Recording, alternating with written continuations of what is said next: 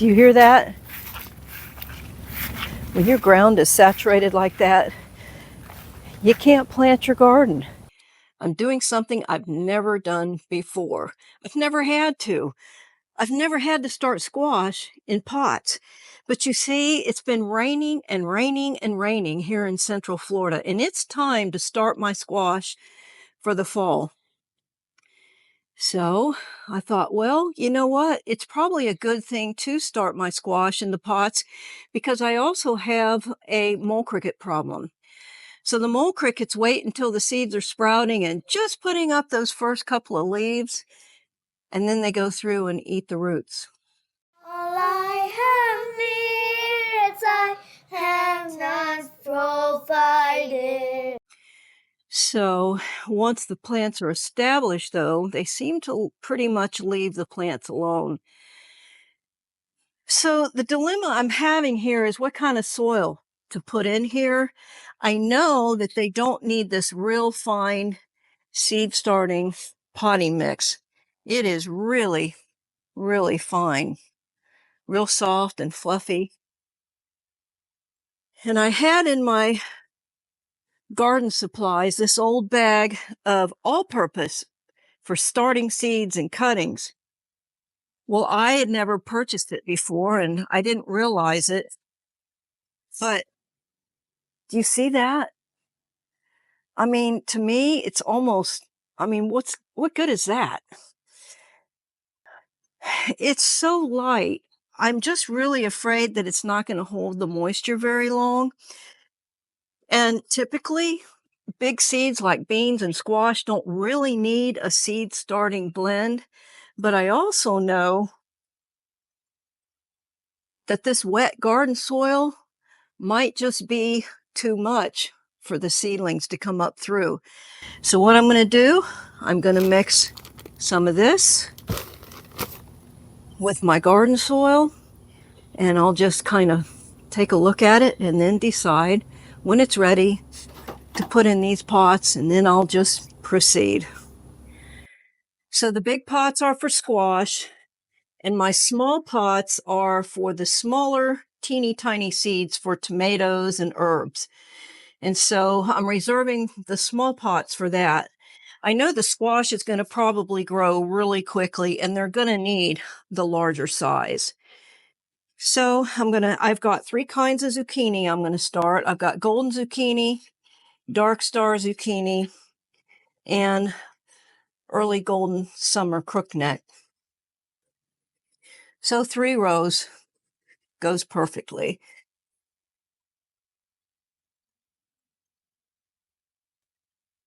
Let me start with about half and half and see what that looks like.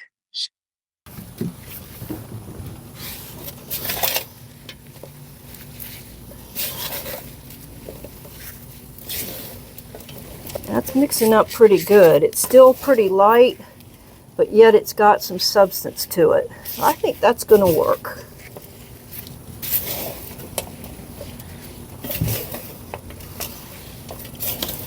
I don't think it's going to be enough. I may have to mix up some more, but that's okay. There's plenty of garden soil, and I have plenty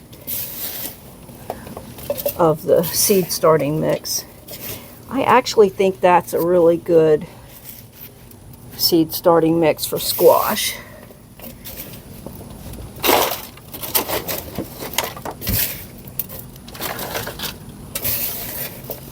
Yeah, that's only going to cover about half of it. So, off to the garden I go. That was 3 shovelfuls of garden soil. So I need about, I don't know, 3 more shovelfuls, and I'll be right back. So my camera messed up and it just turned off and did not record my demonstration on how to plant the seeds. So what I did is I went and mixed up some more soil here with the larger golden zucchini and dark star zucchini seeds. I planted them about 1 inch deep. So I'll show you how big they are. Okay. So that goes with the golden zucchini. And here is the early crookneck zucchini right next to it. And you see the difference in the size? So I planted these only a 1/2 inch deep.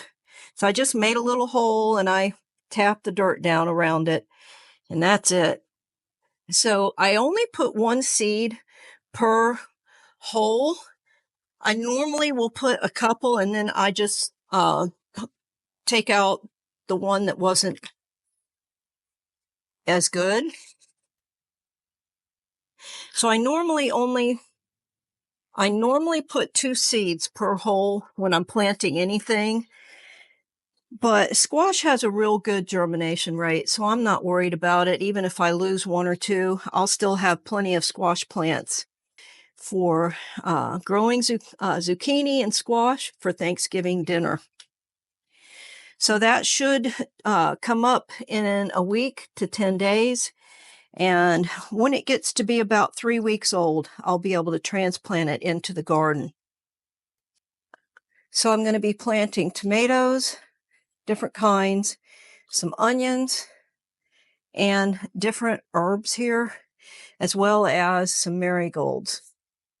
So if you want to learn how to plant those teeny tiny seeds into a really fine seed starting mix, you need this video. And I'm going to let the video play out a little bit longer because I know when I'm trying to click on that next video, then the video's over and I feel like I gotta go back and play it all over again. This is aerated, watered down weed water. So if you want to learn more about how to make your own fertilizer, then you got to see that video too. While you're at it, check out all my playlists. I think they'll be helpful. Thanks for watching. Give it a green thumbs up. That really helps me, and it tells YouTube that you really do like my videos. Great is thy faithfulness, Lord, unto